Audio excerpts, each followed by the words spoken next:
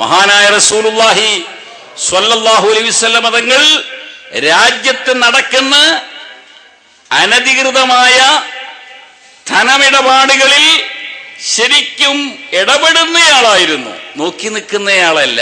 അതുകൊണ്ടാണ് ഞാൻ കാരണവന്മാരുടെ ഇടപെടണം എന്ന് പറഞ്ഞത്. നിങ്ങൾ അക്രമം അഴിച്ചുവിടേണ്ട, ഇന്ത്യന്റെ നിയമങ്ങൾ പാലിച്ചുകൊണ്ട് ഇടപെട്ടാൽ മതി. കയ്യാങ്കളിക്കൊന്നും പോവണ്ട, അത് നിയമലംഘനമാണ് ഈ രാജ്യത്ത്. നിയമത്തിന്റെ പരിധിയിൽ നിന്നുകൊണ്ടുള്ള ഇടപെടൽ നിങ്ങൾ ഇടപെടണം. നോക്കൂ, റസൂലുള്ളാഹി സ്വല്ലല്ലാഹു അലൈഹി വസല്ലം നിങ്ങളുടെ ഇടപെടലിന്റെ ഒരു രൂപം. ഒരു ദിവസം മദീനയിലെ സൂക്കിലേക്ക് ഇറങ്ങിച്ചെന്നു തങ്ങൾ, മാർക്കറ്റിലേക്ക് ഇറങ്ങിച്ചെന്നു. എന്തിനാ തങ്ങൾ അവിടെ പോയത്? റെയ്ഡിന് വേണ്ടിയായിരുന്നു, റെയ്ഡിന് വേണ്ടി. മാർക്കറ്റിലൂടെ ഇങ്ങനെ നടന്നു. നടത്തത്തിനിടയിൽ പെട്ടെന്ന് ഒരു കടയുടെ മുമ്പിൽ തങ്ങൾ നിന്നു. എന്നിട്ട് അള്ളാഹുവിന്റെ റസൂൽ കുപ്പായ കൈയൊക്കെ ഇങ്ങോട്ട് വലിച്ചു കയറ്റിയിട്ട് അവിടെ വിൽപ്പനക്ക് വെച്ചിരുന്ന ഒരു ചാക്കിലേക്ക് ആഴത്തിൽ കൈ ഇറക്കി, താഴോട്ടിറക്കി. ചാക്ക് നിറയെ ഗോതമ്പാണ്. അത് 1 ലിറ്റർ 2 ലിറ്റർ 3 ലിറ്റർ ഇങ്ങനെ അളന്ന് വിൽപ്പന നടത്തുന്ന വ്യാപാരി. താഴോട്ട് കൈ ചലിപ്പിച്ച തങ്ങളുടെ കൈക്ക് നനവ് തട്ടി. നനഞ്ഞ ഗോതമ്പ് അടിയിലുണ്ട്. അത് സ്വല്പം വാരിയെടുത്ത് മഹാദ, ഇതെന്താന്ന് ചോദിച്ചു. അപ്പോൾ അദ്ദേഹത്തിന്റെ ഭാഗത്ത് നടന്ന ഒരു തട്ടിപ്പാണ്. അദ്ദേഹം തലചൊറിഞ്ഞുകൊണ്ട് എന്ന മട്ടിൽ പറഞ്ഞു, തങ്ങൾ ഇന്നലെ മഴ പെയ്തപ്പോ നനഞ്ഞുപോയി ചാക്ക്, ആ നനവാണ്, അല്ലാതെ ഞാൻ വെള്ളമൊഴിച്ചതൊന്നുമല്ല. അപ്പൊ തങ്ങളുടെ ചോദ്യം, അങ്ങനെയാണെങ്കിൽ നിനക്ക് ഈ നനഞ്ഞ ഭാഗം പുറത്തു വെച്ചുകൂടായിരുന്നോ? നീ എന്താ ഇപ്പോൾ ചെയ്തത്? നനഞ്ഞത് ചുവട്ടിലാക്കി ഉണങ്ങിയത് മുകളിൽ വെച്ചു. വരുന്നവര് അളന്നങ്ങ് കൊണ്ടുപോകും. അവരറിയാതെ നനഞ്ഞ അയ്ബുള്ള ആ ഗോതമ്പ് കൂടി വിറ്റ് കാശാക്കണം നിനക്ക്. അയ്ബില്ലാത്തതിന്റെ മറവിൽ അയ്ബുള്ളത് കൂടി ക്യാഷാക്കണം, ഇതല്ലയോ ലക്ഷ്യം? ഇങ്ങനെ ചെയ്യാൻ പാടില്ല. എന്ന് മാത്രമല്ല, തങ്ങൾ ഫയർ ചെയ്തു. ഹദീസ് കൊണ്ടാ ഫയറിങ്. മൻ ഗശ്ശന ഫലൈസ മിന്നാ. ആ ആളെ മാത്രമല്ല, ആ പ്രസ്താവനയിലൂടെ തങ്ങൾ കുരുക്കിട്ട് പിടിച്ചത് മൻ ഗശ്ശന. ആര് നമ്മോട് തട്ടിപ്പ് നടത്തിയോ,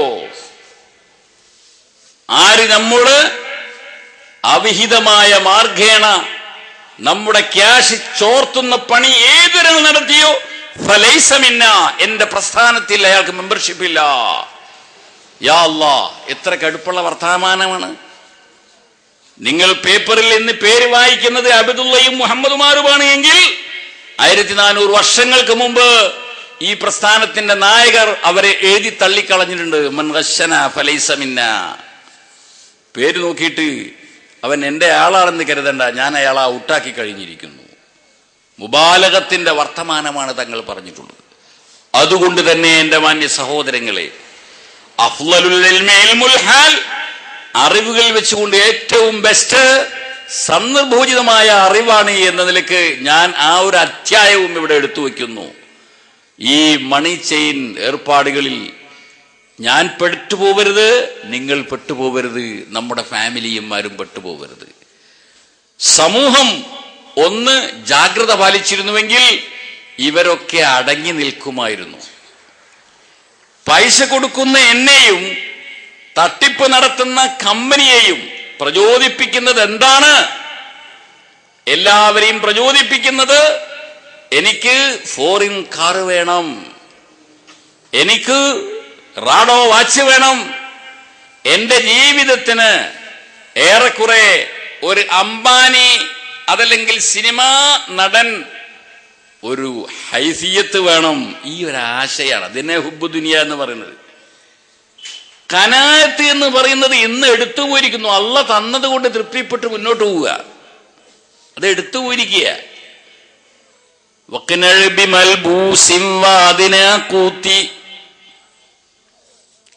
ഭക്ഷണം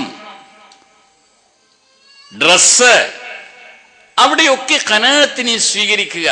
എന്താ ഖനാഅത്ത് എന്ന് പറഞ്ഞാൽ? ഖനാഅത്ത് എന്ന് പറഞ്ഞാൽ അള്ളാഹു എന്താണോ തന്നത് അതുകൊണ്ട് അങ്ങോട്ട് തൃപ്തിപ്പെട്ടേക്കുക. കൂടുതൽ വേണം, കൂടുതൽ വേണം, കൂടുതൽ വേണം എന്ന ആഗ്രഹം മനസ്സിലില്ലാതിരിക്കുക.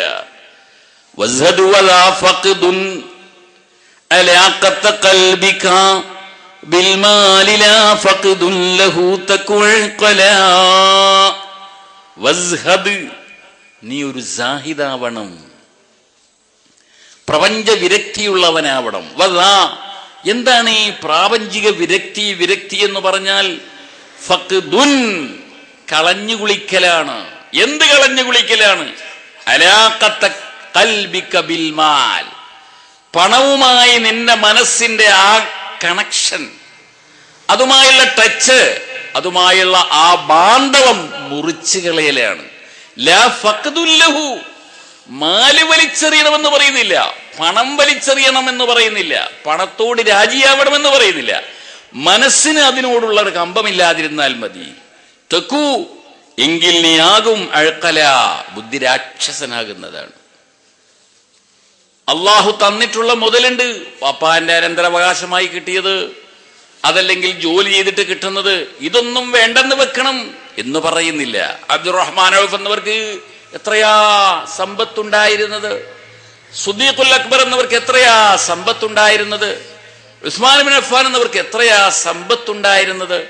പക്ഷേ ആ സമ്പത്തുള്ളപ്പോഴും അവർ സാഹിദുകളായിരുന്നു. അതായത് ഹൃദയത്തിന് അതിനോട് ഒരു ബന്ധവും ഉണ്ടായിരുന്നില്ല. ബന്ധമുണ്ടാകാതിരിക്കൽ എപ്പോഴാണ്?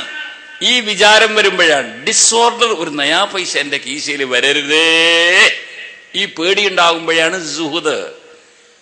കൃഷി വേണം, ബിസിനസ് വേണം, റിയൽ എസ്റ്റേറ്റ് വേണം, എല്ലാം ഞാൻ ചെയ്യണം. പക്ഷേ ബൈ ഓർഡർ മാത്രമേ, നേർക്കുനേരെ മാത്രമേ ചില്ലിക്കാശ് എന്റെ കയ്യിലെത്താവൂ.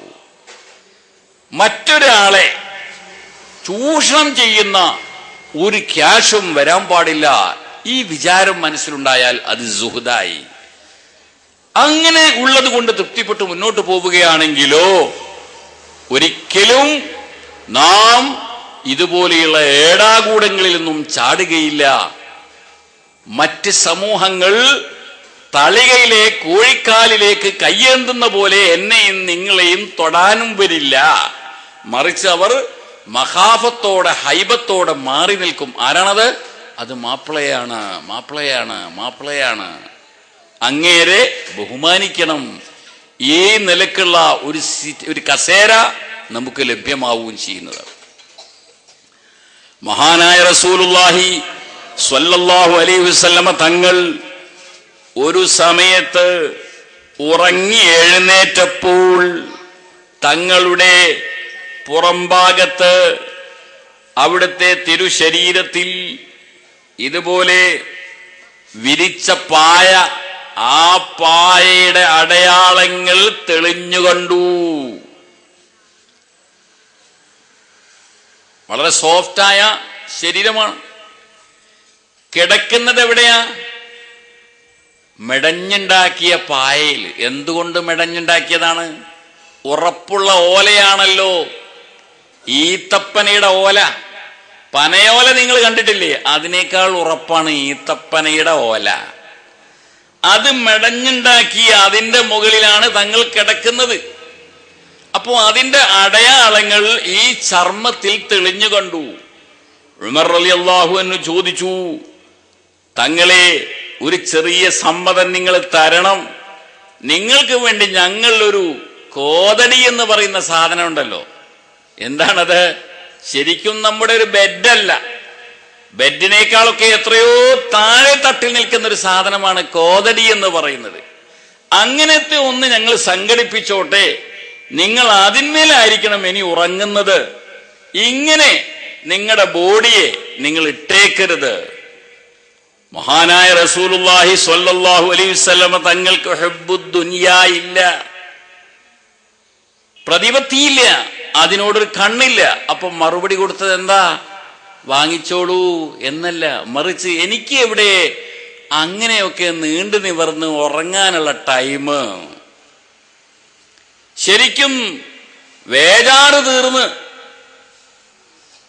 നീണ്ടു നിവർന്ന് കിടക്കാനായ ഒരാൾക്കല്ലേ ഇങ്ങനെ കട്ടിലും പായയും വിരിപ്പും കോതണയും സോഫയുമൊക്കെ.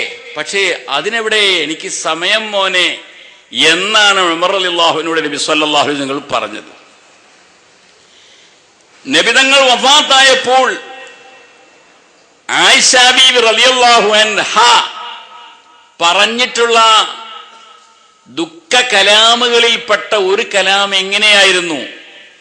യാ മൻ ലം യനം അലൽ ഫിറാശിൽ വസീർ. യാ മൻ, ഒരു പ്രവാചകരെ, ലം യനം, എങ്ങനത്തെ പ്രവാചകരാണ് ഉറങ്ങിയിട്ടില്ല? എവിടെ? അലൽ ഫിറാശി, ഒരു വിരിപ്പിൽ.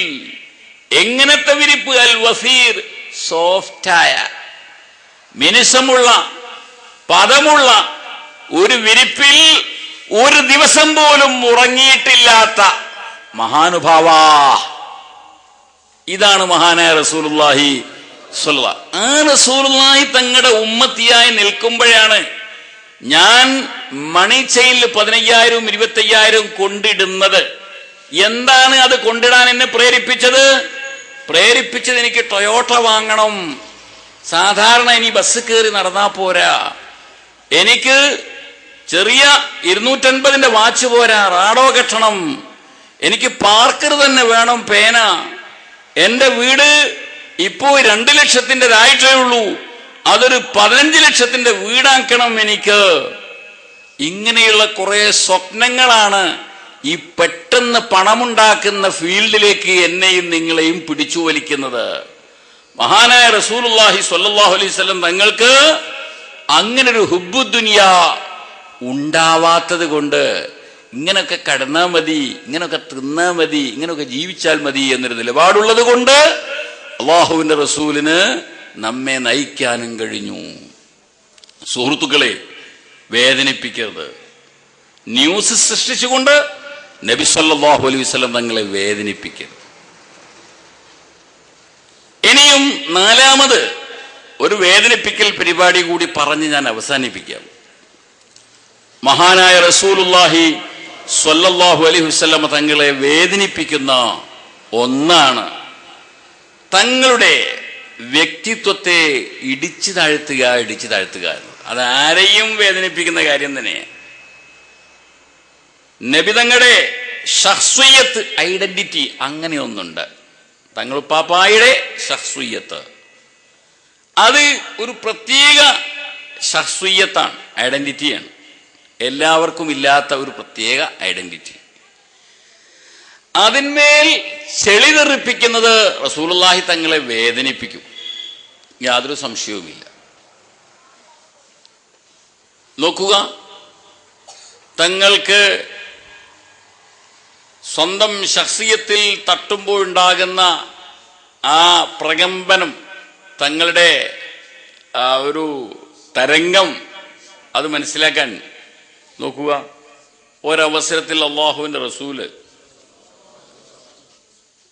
ഗനീമത്ത് സ്വത്ത് കിട്ടിയത് വിതരണം ചെയ്തുകൊണ്ടിരിക്കുമ്പോൾ, ഓരോരുത്തർക്കും ഇങ്ങനെ അവരവരർഹിക്കുന്ന വിഹിതം കൊടുത്തുകൊണ്ടിരിക്കുമ്പോൾ സദസ്സിൽ നിന്ന് ഒരാൾ പറഞ്ഞു, എഴുതിൽ യാ മുഹമ്മദു, മുഹമ്മദേ നീതി പുലർത്തൂ. അപ്പോൾ തങ്ങൾ കൊടുക്കുന്നത് അർഹതപ്പെട്ടവർക്ക് അർഹതപ്പെട്ടതനുസരിച്ചാണ്. ഒരാൾക്ക് 300 അർഹതയുണ്ട്, അയാൾക്ക് 300 കൊടുക്കുന്നു. വേറെ ഒരാൾക്ക് 250 അർഹതയുണ്ട്, 250 കൊടുക്കുന്നു. ഈ അർഹതയൊന്നും തിരിച്ചറിയാത്ത ആൾക്ക് നോക്കുമ്പോൾ എന്താ തോന്നുക? 250ഉം 300ഉം കാണുമ്പോൾ അനീതിയാണ് എന്ന്. ഒരു മനുഷ്യൻ എടുത്തു ചാടി, എഴുതിൽ യാ മുഹമ്മദു. മഹാനായ റസൂലുള്ളാഹി സ്വല്ലല്ലാഹു അലൈഹി വസല്ലം തങ്ങളുടെ ശഖ്സിയത്തിനെയാണ് അയാൾ ചൊറിഞ്ഞത്, തങ്ങളുടെ വ്യക്തിത്വത്തുമല്ലാണ് അയാൾ കൈവച്ചത്. സാധാരണഗതിയിൽ ദേഷ്യമൊന്നും വരാത്ത മഹാനായ തങ്ങളുണ്ടല്ലോ, പെട്ടെന്ന് തങ്ങൾ ആ മനുഷ്യന്റെ നേരെ രോഷാകുലനായി. അയാളെ തെറിയൊന്നും വിളിച്ചില്ല, അത് വിളിക്കൂല തങ്ങള്, പക്ഷെ ദേഷ്യം വന്നുപോയി. ഫമൻ യഅദിൽ ഇല്ലം അഅദിൽ, ഞാൻ നീതി പുലർത്തുന്നില്ലെങ്കിൽ പിന്നെ ഈ ദുനിയാവിൽ ആരാണ് നീതി പുലർത്താനുള്ളത്? ആകപ്പാടെ നീതിയുടെ അധ്യായങ്ങൾ പൂർത്തീകരിക്കാനാണ് എന്നെ അള്ളാഹ് പറഞ്ഞയച്ചത്.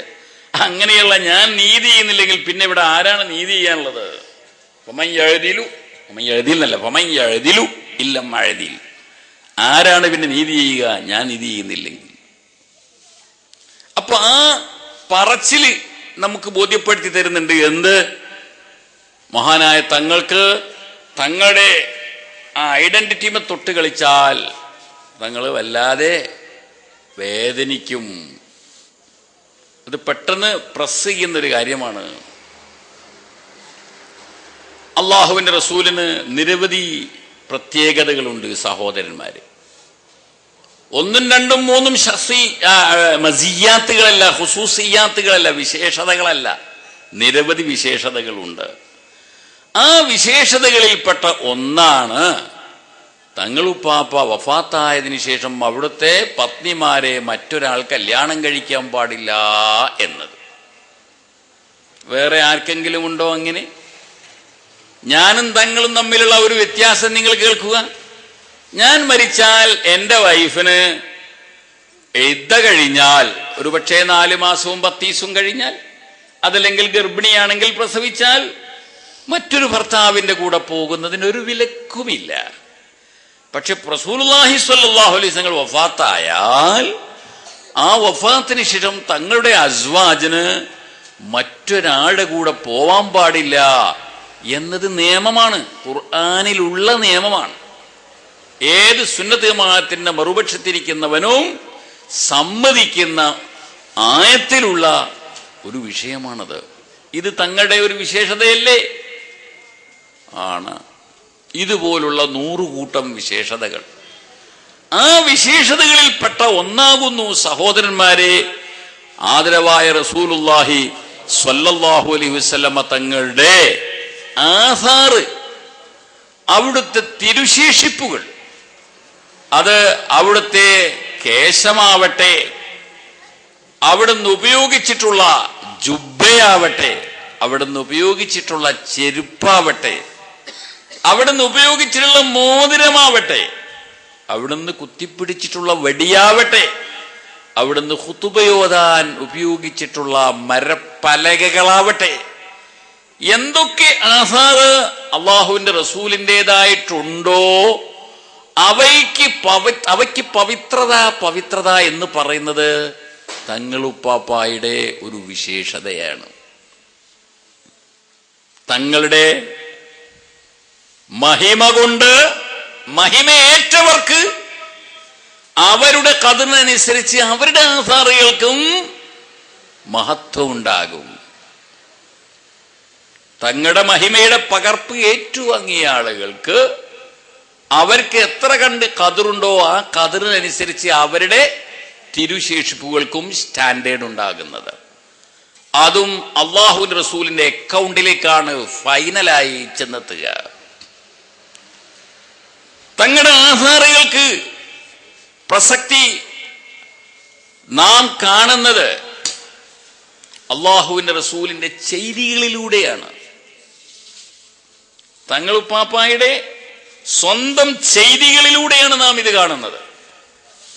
അവിടുത്തെ ഓമനപുത്രി സൈനബ് റളിയല്ലാഹു അൻഹാ വഫാത്താകും, മദീനയിൽ വെച്ച് വഫാത്താകും. ഉമാമത്ത് എന്ന പേരിലുള്ള കുഞ്ഞിന്റെ ഉമ്മ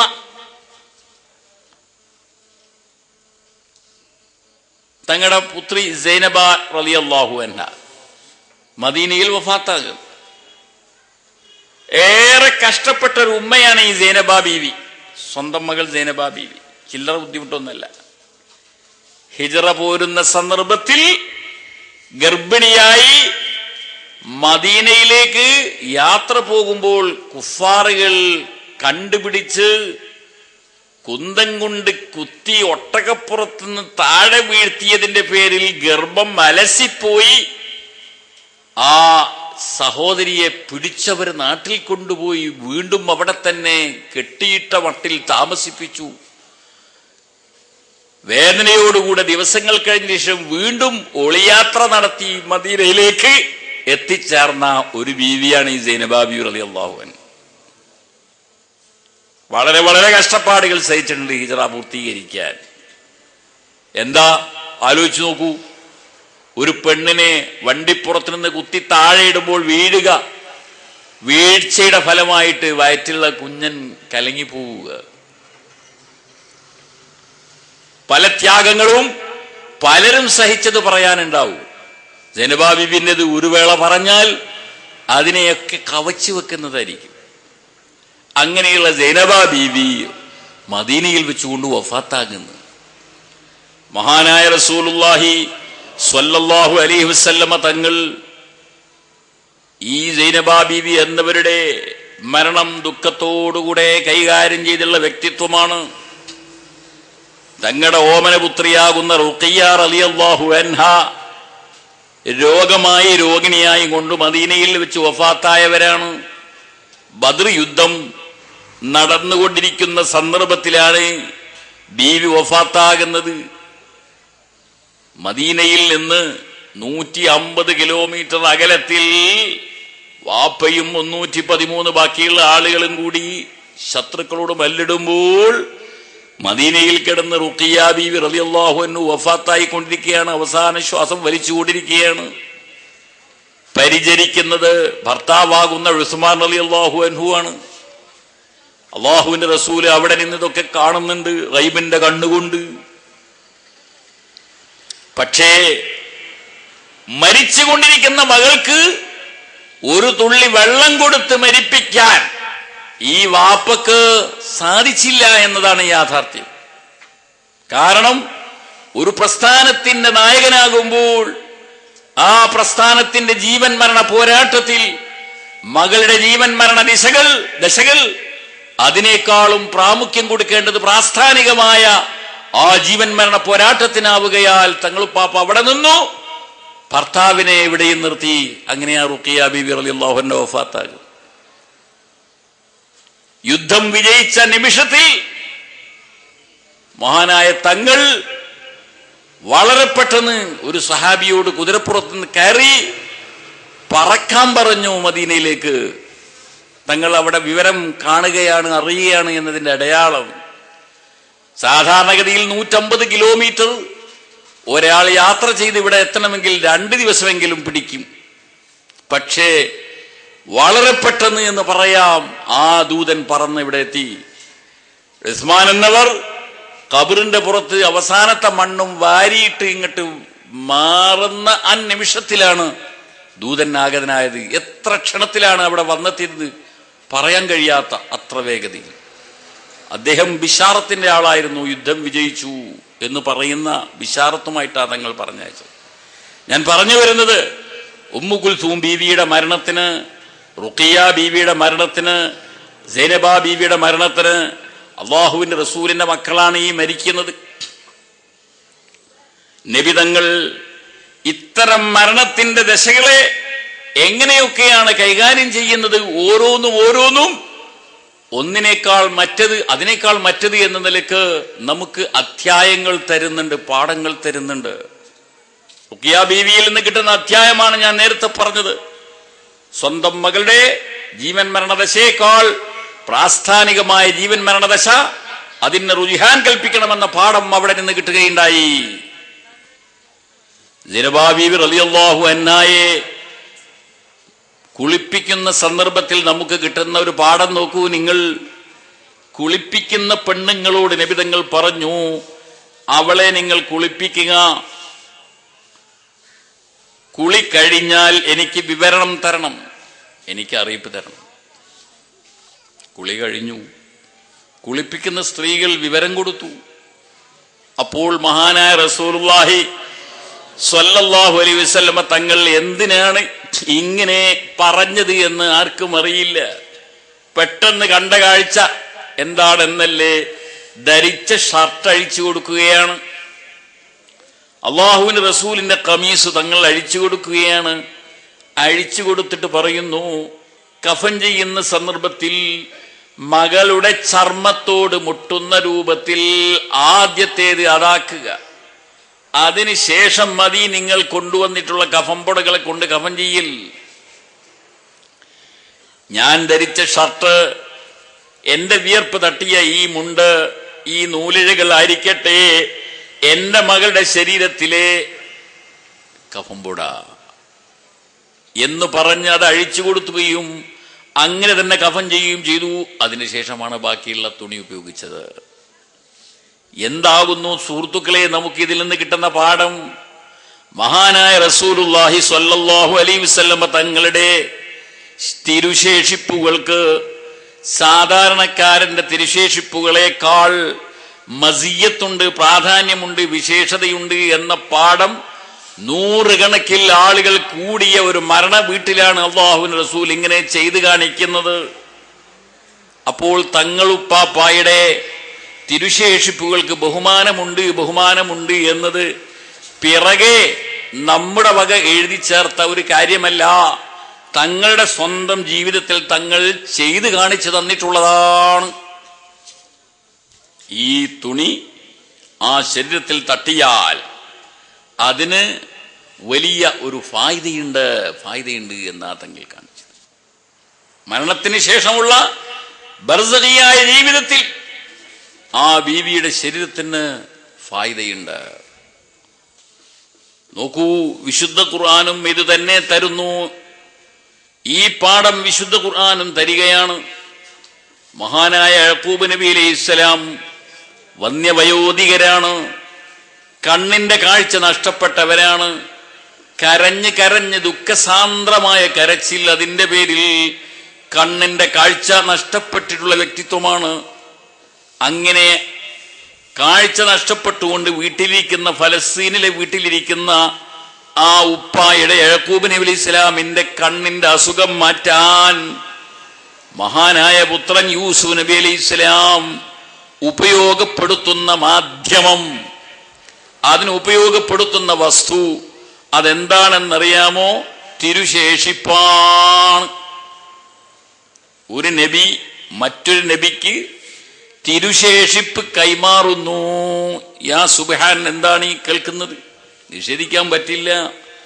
മകനാകുന്ന യൂസുഫ് നബി അലൈഹിസ്സലാം മറ്റു ജ്യേഷ്ഠന്മാരോട് പറയുകയാണ്, അല്ലയോ എന്റെ ജ്യേഷ്ഠന്മാരെ, നിങ്ങൾ പോകുന്ന സന്ദർഭത്തിൽ ഇദ്ഹബൂ ബിഖമീസി ഹാദാ ഫഅൽഖൂഹു അലാ വജ്ഹി അബീ യഅതി ബസ്വീറാ. ഞാൻ എന്റെ ഷർട്ട് അഴിച്ചു തരാം. മഹാനായ നബി സല്ലല്ലാഹു അലൈഹി വസല്ലം നിങ്ങൾ സൈനബ ബീവിക്ക് ഷർട്ട് അഴിച്ചു കൊടുക്കുന്നു. യൂസുഫ് നബി അലൈഹിസ്സലാം സ്വന്തം പിതാവിന് വേണ്ടി ഷർട്ട് അഴിച്ചു കൊടുക്കുന്നു. ഇദ്ഹബൂ ബിഖമീസി ഹാദാ, എന്റെ ഈ ഷർട്ടുമായി നിങ്ങൾ പോകുക. ഫഅൽഖൂഹു അലാ വജ്ഹി അബീ, എന്റെ ഉപ്പായുടെ മുഖത്തതങ്ങ് വയ്ക്കുക. യഅതി, നിങ്ങൾ വെച്ചത് ശരിയാണെങ്കിൽ എന്റെ ഉപ്പ തിരിച്ചു വരും. ബസ്വീറാ, കാഴ്ചശക്തിയുള്ളയാളായിട്ട്.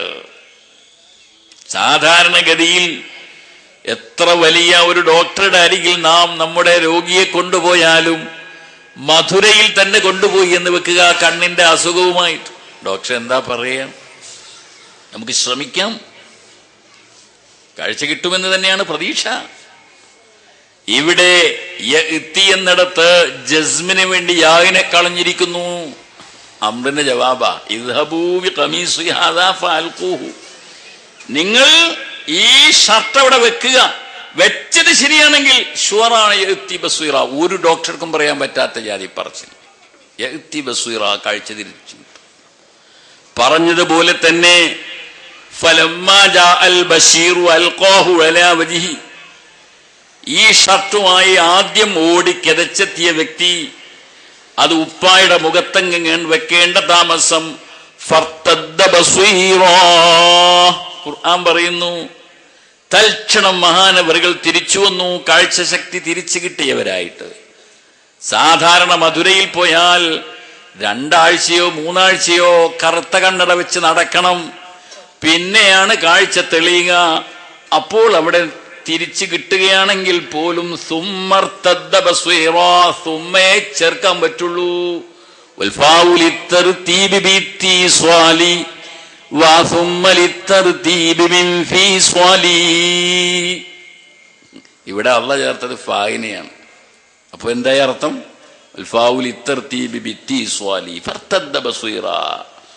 ഷർട്ട് വെക്കേണ്ട താമസം, ഉപ്പായുടെ കാഴ്ച തിരിച്ചു കിട്ടി. നമുക്കെന്ത് മനസ്സിലാകുന്നു? മഹാനായ റസൂലുള്ളാഹി സ്വല്ലല്ലാഹു അലൈഹി വസല്ലമ തങ്ങൾ സൈനബ ബിബി റളിയല്ലാഹു അൻഹയോട് ചെയ്തിട്ടുള്ള അതേ നടപടി ഒരു നബി മറ്റൊരു നബിയോട്, അഥവാ ഒരു മകൻ ഒരു പുത്രനോട് ചെയ്ത് കാണിച്ചിട്ടുണ്ട്. എന്താണ് യൂസുഫ് നബി അലൈഹി ഇസ്ലാമിന്റെ വില? വകുല്ലുഹും മിൻ റസൂലില്ലാഹി മുൽതമിസു. എല്ലാ ഓരോ പ്രവാചകരും മുഹമ്മദ് മുസ്തഫ സ്വല്ലല്ലാഹു അലൈഹി വസല്ലമ തങ്ങളിൽ നിന്ന് വാങ്ങിയതാണ്, ഏറ്റുവാങ്ങിയതാണ്. അതല്ലാതെ അവർക്കൊന്നും അസ്വാലത്തൻ പദവിയില്ല. ഫഇന്നഹു ശംസു ഫളിൻഹും കവാകിബുഹ യുൽഹിർന അൻവാറഹ ലിന്നാസി ഫിൽ ളുലമി. ഒരൊറ്റ നബിക്കും ഒരു പവുമില്ല എന്തല്ലാതെ സാക്ഷാൽ ചന്ദ്രൻ സൂര്യനിൽ നിന്ന് പ്രകാശം പകർത്തിയെടുക്കുന്നത് പോലെയല്ലാതെ. സ്വയം പ്രകാശം സൂര്യനെ ഉള്ളൂ, ചന്ദ്രനില്ല. പക്ഷേ നിലാവ് നമ്മൾ കാണുന്നുണ്ട്, അത് സൂര്യനിൽ നിന്ന് പകർന്നു കിട്ടിയ വെളിച്ചമാണ്. എന്ന പോലെ ആദം നബി അലൈഹിസ്സലാം മുതൽക്ക് ഈസാ നബി അലൈഹിസ്സലാം വരെയുള്ള മുഴുവൻ നബിമാർക്കും ഒരു ഫള്ളുമില്ല മഹാനായ നബി സ്വല്ലല്ലാഹു അലൈഹി വസല്ലമ തങ്ങളുടെ അക്കൗണ്ടിലും കെയറോഫിലും ഉള്ളതല്ലാതെ എന്ന് അവര് തന്നെ തെളിയിച്ചു. എങ്ങനെയാണ് അവർ തെളിയിച്ചത്? മസ്ജിദുൽ അഖ്സായിൽ ഇവരെല്ലാവരും എത്തിയപ്പോൾ ഒരു കുഞ്ഞുപോലും ഇമാമത്തിന് മിഹ്റാബിലേക്ക് നിൽക്കാൻ തയ്യാറായില്ല. സ്വന്തം പിതാക്കന്മാരുണ്ടല്ലോ, ആദം നബി, ഇബ്രാഹിം നബി ഇസ്ലാം, ഇവരടക്കമുള്ളവരവിടെയുണ്ട്. എല്ലാവരും തന്നെ നീയാണതിന് അർഹൻ എന്ന് പറഞ്ഞുകൊണ്ട് ഇമാമത്തിന് തഖ്ദീം ചെയ്തതിൽ നിന്ന് മനസ്സിലാക്കാം അവരൊക്കെ ജീവിക്കുന്നത് തങ്ങളുടെ അക്കൗണ്ടിലാണ്. ആ അക്കൗണ്ടിൽ ജീവിക്കുന്ന യൂസുഫ് നബി ഇസ്ലാമിന്റെ ഷർട്ട് എന്ന് പറയുന്ന തിരുശേഷിപ്പന് ഒരാളുടെ കണ്ണിന്റെ കാഴ്ച തിരിച്ചു കൊടുക്കാനുള്ള ശക്തിയുണ്ട് എന്ന് ബോധ്യപ്പെട്ട് കഴിഞ്ഞാൽ അസ്വല് പവറിന്റെ ഉടമയാവുന്ന, അള്ളാഹു കൊടുത്ത അസ്വല് പവറിന്റെ ഉടമയാകുന്ന മുഹമ്മദ് മുസ്തഫ സ്വല്ലല്ലാഹു അലൈഹി വസല്ലമ തങ്ങളുടെ തിരുശേഷിപ്പിയുടെ ബലം, അതിന്റെ കൂവത്ത്, അതിന്റെ എനർജി, അതിന്റെ പവർ എന്തുമാത്രം ദൂരവ്യാപകമാകുന്നു സുഹൃത്തുക്കളെ. നമ്മുടെ എല്ലാ സങ്കല്പങ്ങളെയും സീമകളെയും ഗമിച്ചുകൊണ്ട് മുന്നോട്ട് പോകുന്നത്ര പദവിയുണ്ട്. അതുകൊണ്ട് തന്നെയാണ് ആ മഹാനായ നബി സ്വല്ലല്ലാഹു അലൈഹി വസല്ലമ തങ്ങൾ വഫാത്തിനോടടുത്ത സന്ദർഭത്തിൽ തങ്ങൾ മരിക്കാറായി എന്ന് തങ്ങൾക്ക് തന്നെ ബോധ്യപ്പെട്ട സന്ദർഭത്തിൽ 1,00,000 അനുയായികളെ മുന്നിൽ വെച്ചുകൊണ്ട് ഒരു പരിപാടി നിർവഹിച്ചത്. ആനന്റെ വില അറിയില്ല, എന്നാൽ തങ്ങൾക്ക് തങ്ങളുടെ വില അറിയാം. ആനന്റെ വില അറിയില്ല എന്നല്ല, അതുകൊണ്ടല്ല പാപ്പാന്റെ 2 കാലിലെ ചൂട്ടിൽ ആന നിന്ന് കൊടുക്കുന്നു. എന്നാൽ മുഹമ്മദ് മുസ്തഫ സ്വല്ലല്ലാഹു അലൈഹി വസല്ലമ തങ്ങൾക്ക് തങ്ങളുടെ സ്റ്റാൻഡേർഡ് നല്ലപോലെ അറിയാം, വില അറിയാം. അതുകൊണ്ട് തന്നെ ആ തങ്ങൾ അവിടുത്തെ വിലയും നിലയും അത് മാലോകർക്ക് ലഭ്യമാകുവാനുള്ള ഒരു സുവർണാവസരം ഒരുക്കുകയുണ്ടായി. ഹജ്ജത്തുൽ വദാൾ 1,00,000-ഓളം സ്വഹാബിമാരുടെ സാന്നിധ്യമുള്ള ഹജ്ജ്. ആ ഹജ്ജിന്റെ വേളയിലാണ് തങ്ങൾ ഇങ്ങനെ പറഞ്ഞത്,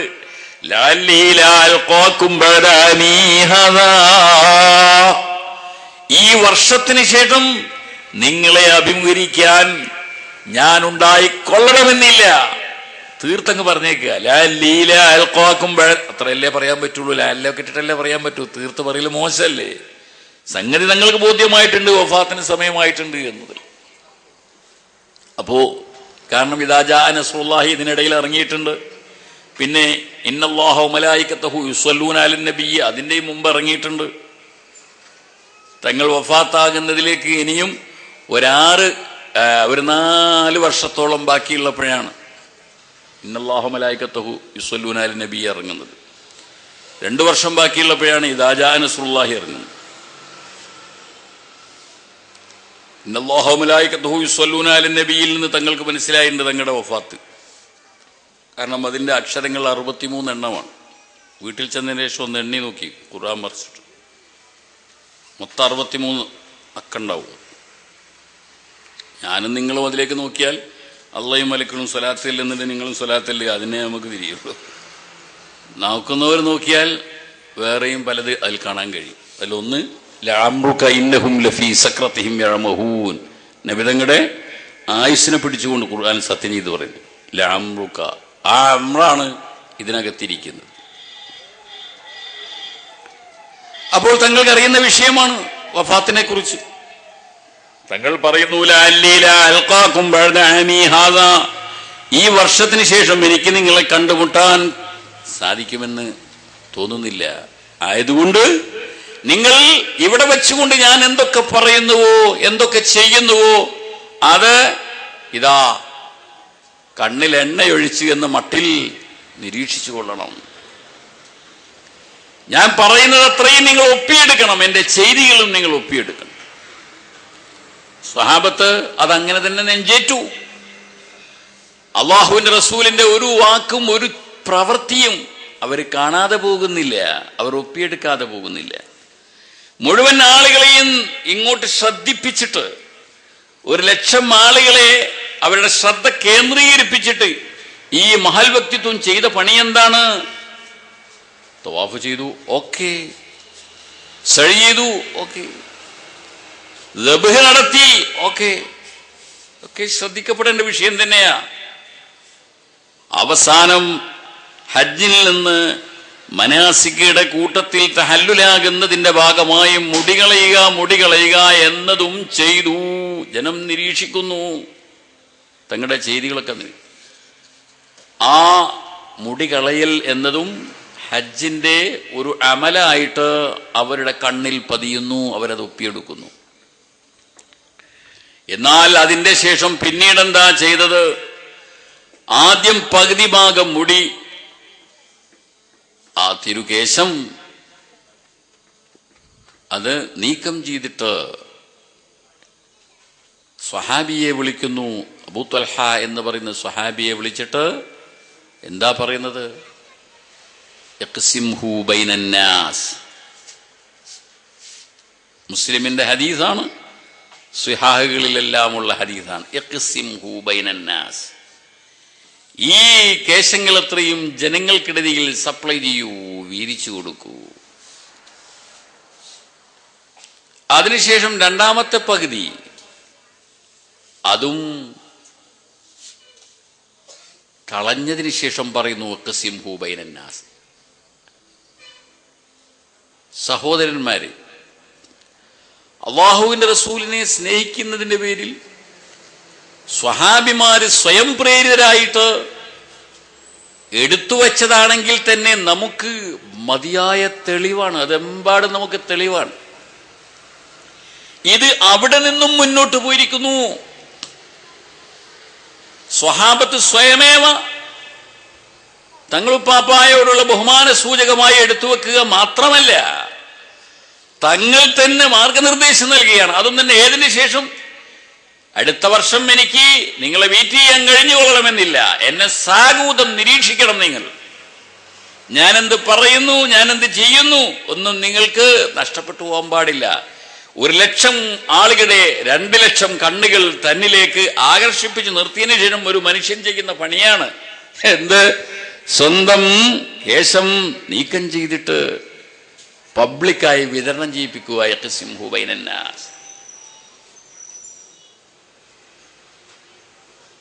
ഇവിടെ കേശവിതരണത്തെക്കാളും വലിയ വേറൊരു കാര്യമാണ് തങ്ങൾ ചെയ്യുന്നത്. കേശവിതരണമാണ് ഡയറക്റ്റ് നാം നിരീക്ഷിക്കുന്നത്, കാണുന്നത് എങ്കിൽ ഇൻഡയറക്റ്റ് ആയിട്ട് അതിനേക്കാളും വലിയ ഒന്ന് നമ്മൾ അവിടെ കാണുന്നുണ്ട്. അതെന്താണ്?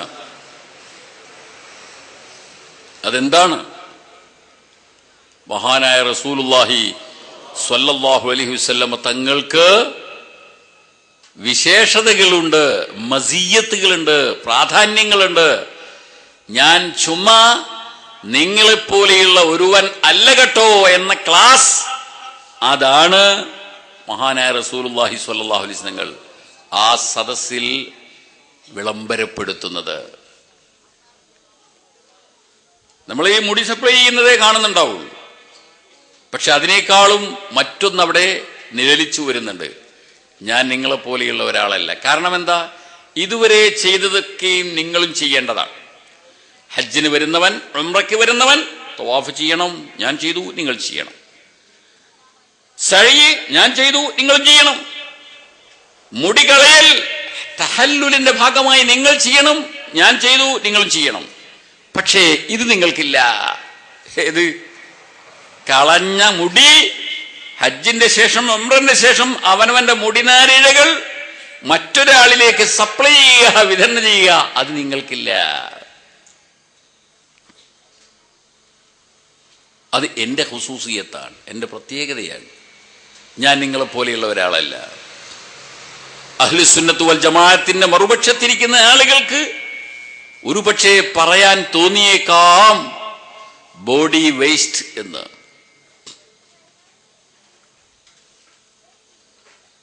എന്തുകൊണ്ടാണ് അങ്ങനെ പറയാൻ തോന്നുന്നത്? മഹാനായ റസൂലുള്ളാഹി സ്വല്ലല്ലാഹു അലൈഹി വസല്ലം തങ്ങളുടെ ശഖ്സിയത്ത് ഇനിയും തിരിയാത്തത് കൊണ്ടാണ്. നോക്കൂ നിങ്ങൾ, ഹജ്ജിന്റെ അമലാണ് മുടികളയൽ. പക്ഷെ കിസ്മത്ത് അത് മനാസിക്കിൽ ഇല്ല. സുന്നത്ത് ജമാഅത്തിന്റെ മറുപക്ഷത്തിരിക്കുന്നവർ പറയും ഖുർആനും സുന്നത്തും മുറുക്കി പിടിക്കണമെന്ന്. ഹദീസ് മുറുക്കി പിടിക്കണം. ഹദീസ് മുറുക്കി പിടിച്ചാൽ എന്താ കാണുക? യഖ്സിംഹു ബൈനന്നാസി എന്ന് കാണും.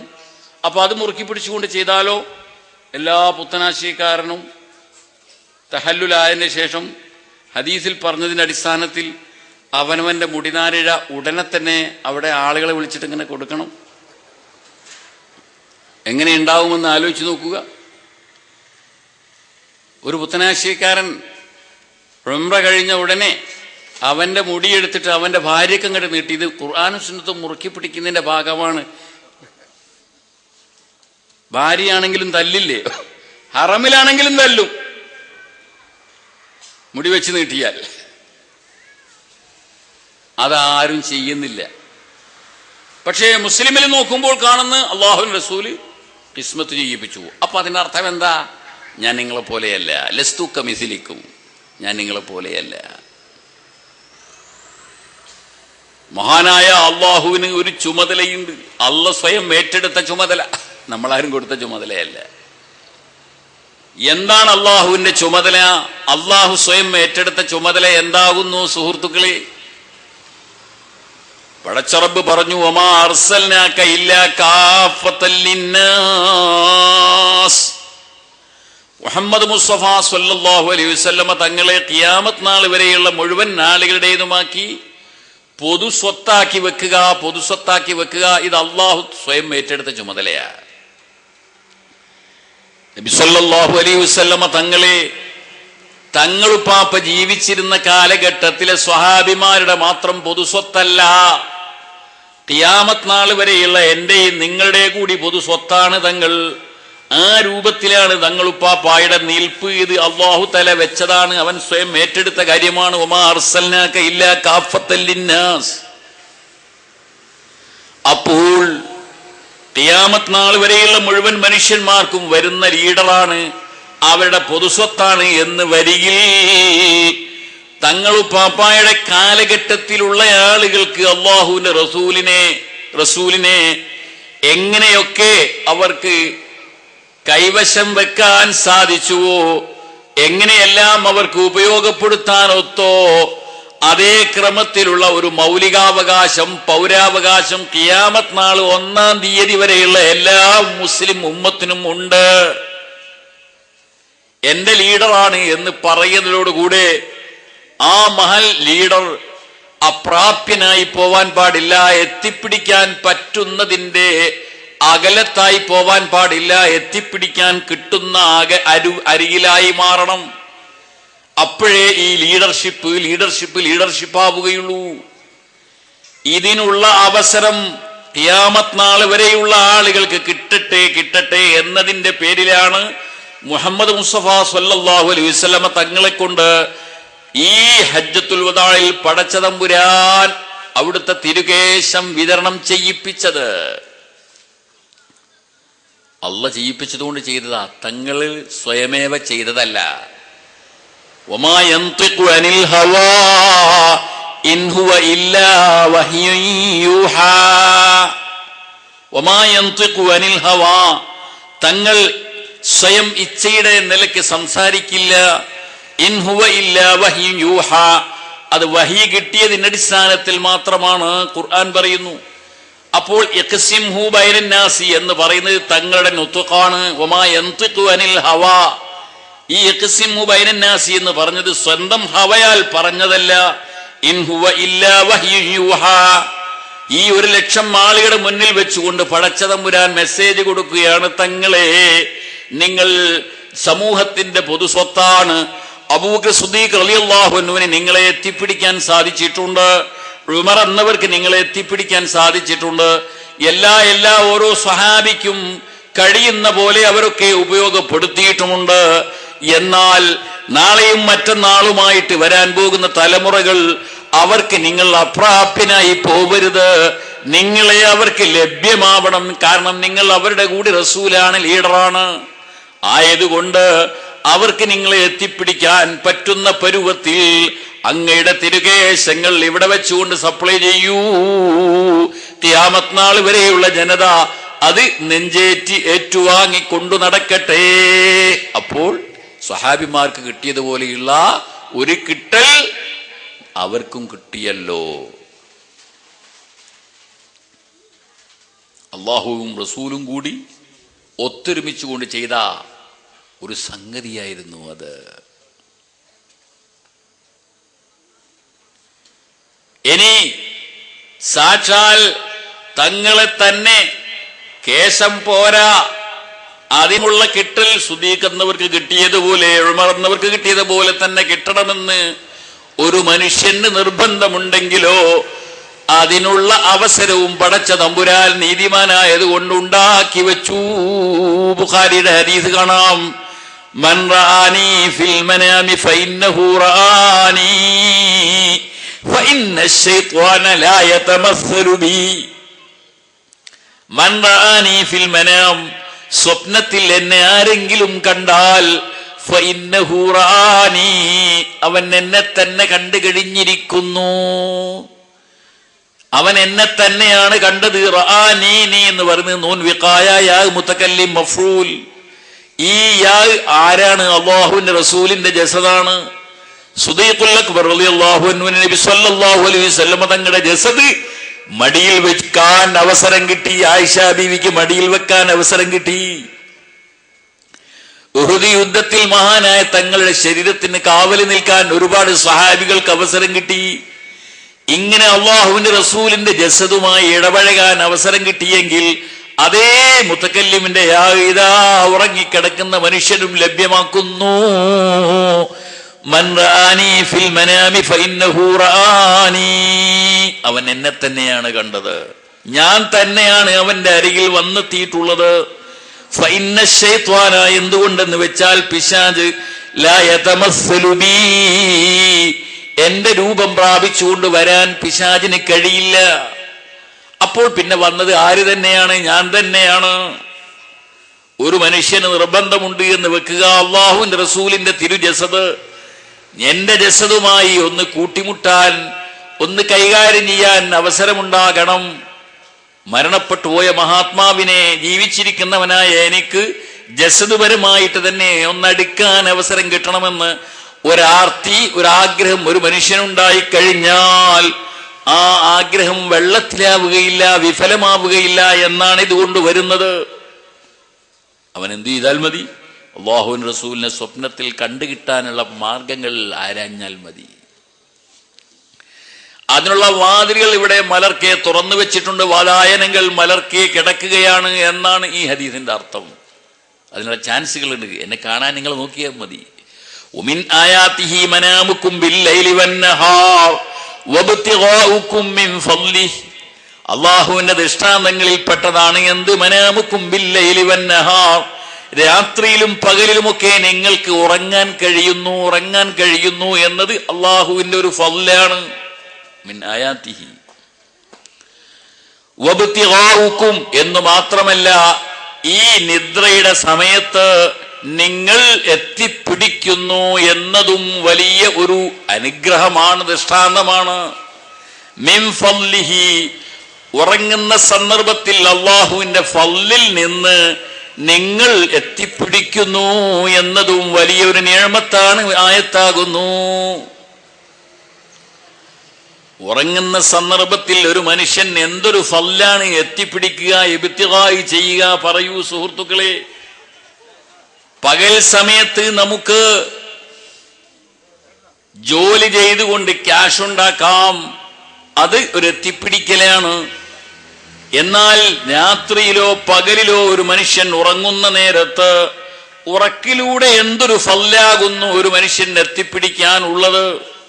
അതൊരു ചിന്താവിഷയം തന്നെയാണല്ലോ. എന്നാൽ പറയുന്നു, രണ്ട് കാര്യങ്ങൾ ഒരു മനുഷ്യന് ഉറക്കിലൂടെ ഇബ്തിഗാഇ ചെയ്യാം. ഒന്ന്, അദ്ദേഹം ഉറങ്ങുന്നതിന് മുമ്പ് ഊർജ നഷ്ടം വന്നയാളാണ് എങ്കിൽ നിദ്ര വഴി അദ്ദേഹം ഊർജ സമ്പാദനം നടത്തുന്നു. ശരിയല്ലേ?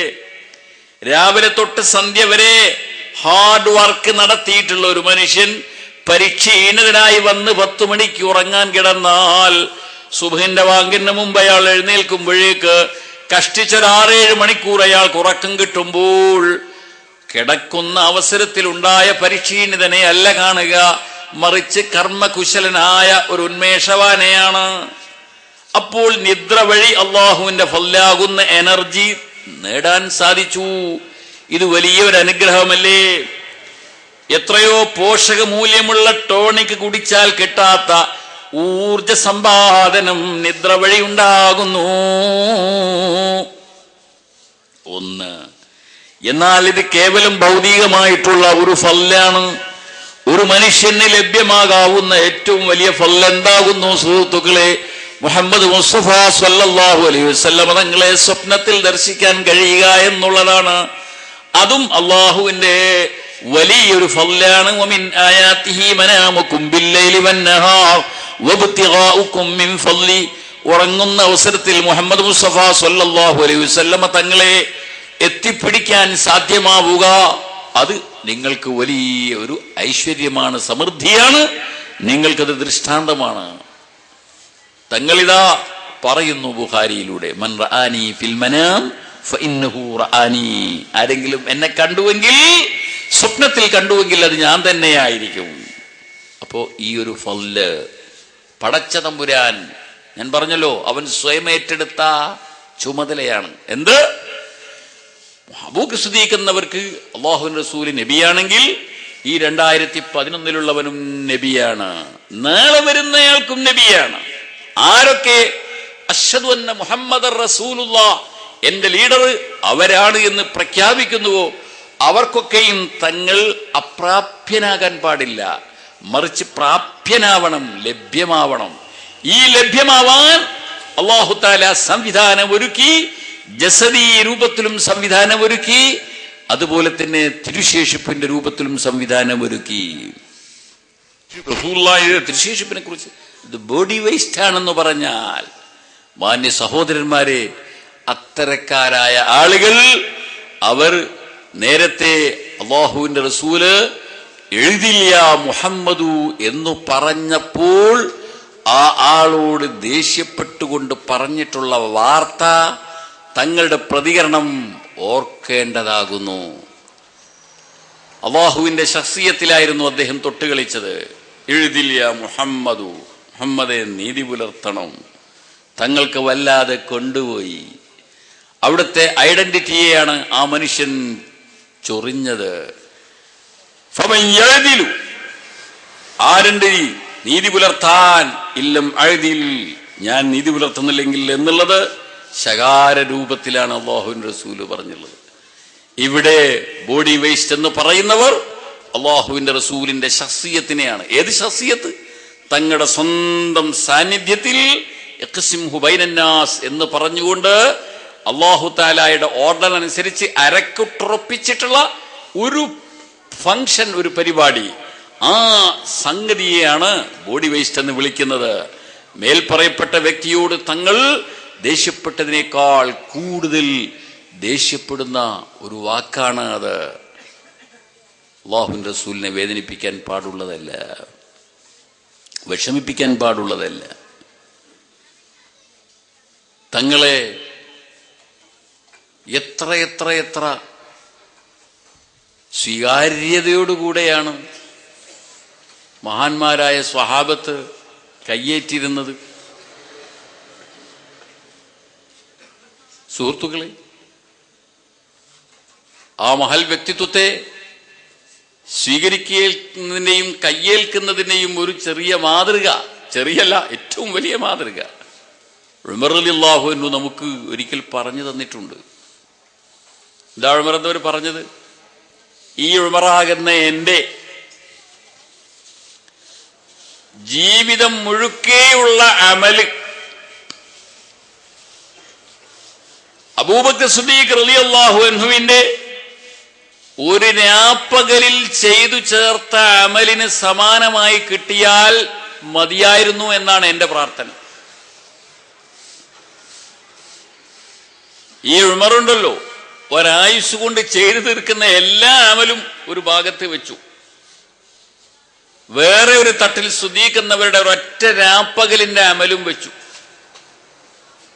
എന്നാൽ എന്റേത് താഴെ ആവില്ല, മഹാന്റേതാണ് ഭാരം തൂങ്ങുക. അതിനോടൊപ്പം എനിക്ക് എന്റെ ആയുസ് ഫുള്ള് ഒന്ന് കൊണ്ടെത്തിക്കാൻ കഴിഞ്ഞെങ്കിൽ എന്നാണ് എന്റെ ആഗ്രഹം. എന്നിട്ട് ഉമർ എന്നവര് ആ രാവും പകലും ഒന്ന് വിശദീകരിച്ച് തരികയാണ്. കേൾക്കണമോ? അവർ രണ്ടുപേരും വാറ് സൗറിലേക്ക് വന്ന അവസരം നിങ്ങൾക്കൊക്കെ അറിയുന്നതാണ്. ഉമർ എന്നവർ പറഞ്ഞിട്ടുണ്ട്, നമ്മളെ നന്നായി അറിയുന്നത്, ഹദീസിലുള്ളതാ. സിദ്ദീഖ് എന്നവർ ഗുഹാമുഖത്തെത്തിയപ്പോൾ തങ്ങളോട് പറഞ്ഞു, ഇറങ്ങരുത്, നിങ്ങൾ ഇറങ്ങരുത്, ഞാൻ ഇറങ്ങുന്നത് വരെ. മഹാനായ നബി സല്ലല്ലാഹു അലൈഹി വസല്ലം തങ്ങളുടെ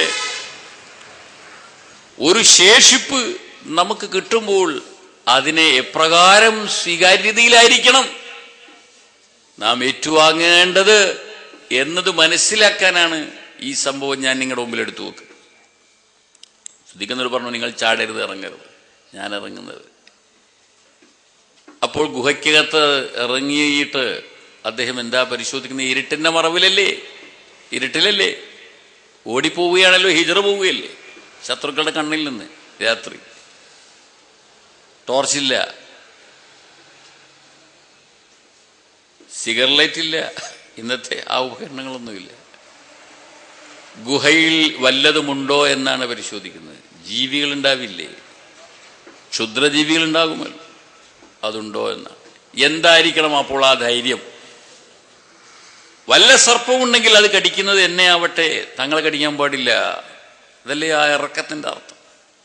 ഇറങ്ങി നോക്കുമ്പോഴാണ് മഹാൻ കാണുന്നത് എന്ത്? അതിനകത്ത് ഒരുപാട് ചെറിയ ചെറിയ ഗുഹകൾ പിന്നെ വേറെയുണ്ട്. അപ്പൊ അവയ്ക്കുള്ളിൽ ഉണ്ടാകാം ഇനി ഒളിഞ്ഞിരിക്കുന്ന പാമ്പുകൾ. എന്തു ചെയ്യും? അടക്കാൻ വേണ്ടി കൈക്കോട്ടും മറ്റു വസ്തുവകളും വീട്ടിൽ പോയി കൊണ്ടുവരാൻ പറ്റുമോ? ആ ചെറിയ ഗുഹകൾ അടക്കാൻ ഒന്നും കാത്തുനിന്നില്ല. ആ മഹാമനുഷ്യൻ ധരിച്ച വസ്ത്രം കീറി ചീന്തുകളാക്കി. വലിയൊരു യാത്രക്ക് പോകുമ്പോൾ എത്ര ഉടുപ്പ് വേണം? 2-3 കൂട്ടുണ്ടായാൽ മതിയാവില്ലല്ലോ. അങ്ങനത്തത് ധരിച്ചത് വരെ അദ്ദേഹം കീറി. ഉമറന്നവർ പറഞ്ഞിട്ടാ നാം അറിയുന്നത്. അവസാനം ഒന്ന് ബാക്കിയായി. അവിടെ തിരികാൻ മുണ്ട് ബാക്കിയില്ല. ആ സ്ഥലം അദ്ദേഹത്തിന്റെ കാലുകൊണ്ട് ചവിട്ടിപ്പിടിച്ചു, അമർത്തിപ്പിടിച്ചു, മടമ്പുകാലിന്റെ താഴ്ഭാഗമായിട്ട്. എന്നതിന് ശേഷം അദ്ദേഹം ആ അമർത്തിപ്പിടിച്ചുകൊണ്ട് തന്നെ ചമ്രം പടിഞ്ഞിരുന്നു. ഇരുന്നിട്ടാണ് തങ്ങളോട് പറയുന്നത്, ഇനി നിങ്ങൾ ഇറങ്ങി. ഉമർ എന്നവർ പറയുകയാണ്, ആ ഒരൊറ്റ രാത്രി ഈ മനുഷ്യൻ നേടിയെടുത്തിട്ടുള്ള സ്ഥാനവും ബഹുമതിയും കൂലിയും അതിനൊപ്പമെത്താൻ ഈ ഉമറിന്റെ ഒരായുസ്സിന് കഴിയില്ല. അത്ര വലിയ ഒരു സേവനമാണത്. തങ്ങൾ ഇറങ്ങി, ക്ഷീണത്തിന്റെ ആധിക്യം കൊണ്ട് തങ്ങൾ ഈ അബൂബക്കർ സിദ്ദീഖ് എന്നവരുടെ മടിയിൽ മയങ്ങിപ്പോയി. അങ്ങനെ ഇരിക്കുമ്പോൾ മഹാനുഭാവൻ ചവിട്ടിപ്പിടിച്ച ആ ഗുഹയ്ക്കകത്ത് നിന്ന് ഒരു പാമ്പ് അദ്ദേഹത്തെ കൊത്തി. ഉമർ എന്നവർ പറഞ്ഞു തരികയാണ്, ഈ സിദ്ദീഖ് എന്നവർ കാലനക്കിയില്ല, പാമ്പ് കടിച്ചിട്ട് കാലനക്കിയില്ല പോലും. എന്തുകൊണ്ടാണ് അനക്കാതിരുന്നത്? കാലനക്കിയാൽ തങ്ങൾ ഉണർന്നു പോകുമല്ലോ എന്ന് വിചാരിച്ചിട്ട്. അള്ളാഹുവിന്റെ റസൂലിന്റെ മുണ്ടിന്, അവിടുത്തെ തിരുകേശത്തിന്, അവിടുത്തെ ഉമിനീരിന്, അവിടുത്തെ വിയർപ്പിന് അവഗണനാ സ്വഭാവം വെച്ചു പുലർത്തുന്ന ആളുകൾ ഒന്ന് ശ്രദ്ധിക്കുക. മഹാനായ തങ്ങളുടെ ഉറക്കം ഒന്ന് ഭംഗം വരുന്നത് പോലും സഹിക്കാൻ സിദ്ദീഖ് എന്നവർക്ക് സാധ്യമല്ല. മാക്സിമം പന്തേ വരുള്ളൂ, കാല് വലിച്ചാൽ അല്ല പിടച്ചാൽ തങ്ങളുടെ ഉറക്കം പോകുമെന്നല്ലേ ഉള്ളൂ. ആ ഉറക്കം തങ്ങൾക്ക് മാത്രമേ ഇവർക്കുമില്ലേ? ക്ഷീണം ഉണ്ടാകും കണക്കല്ലേ, പിന്നെ ബന്ധാത്രനം മെയിൻറ്റെയിൻ ചെയ്യേണ്ട കാര്യം എന്നല്ലല്ലോ സിദ്ദീഖ് എന്നവർ വിചാരിക്കുന്നത്. ഞാൻ 1000 കൊല്ലം ഉറങ്ങിയില്ലെങ്കിലും വേണ്ടില്ല, തങ്ങളുടെ ഉറക്കത്തിന് ഭംഗം വരാൻ പാടില്ല. പിടിച്ചു നിന്നു. പക്ഷേ വേദനയുടെ കാഠിന്യം കൊണ്ട് മഹാൻ കരഞ്ഞുപോയി. ഉമർ എന്നവർ പഠിപ്പിക്കുക നമ്മെ, നമ്മുടെ നേതാവ് ചെയ്തത്. കരഞ്ഞപ്പോൾ അപ്രതീക്ഷിതമായും വെള്ളമുറ്റി, കണ്ണുനീരിറ്റി. അത് തങ്ങളുടെ മുഖത്തേക്കായിപ്പോയി. മുഖത്ത് വെള്ളമുറ്റിയാൽ ആൾ ഉണരുമല്ലോ. തങ്ങൾ ഉണർന്നു. ഓർക്കാപ്പുറത്ത് സിദ്ദീഖ് എന്നവർ ഒരിക്കലും വിചാരിക്കാത്തത് സംഭവിച്ചു. തങ്ങൾ ചോദിച്ചു, എന്തു പറ്റി? അപ്പൊ പിന്നെ വിഷയം പറഞ്ഞു, ഇങ്ങനൊരു സംഭവം ഉണ്ടായി. തങ്ങൾ അതിനെ ചികിത്സിച്ചു. എന്തുകൊണ്ട്? അവിടുത്തെ ഉമിനീര് കൊണ്ട്. ഒരു തുപ്പല് കൊടുക്കേണ്ടതേ വന്നുള്ളൂ. ആ വിഷപ്പാമ്പിന്റെ ഒരു വിഷവും അവിടെ തീണ്ടിയില്ല.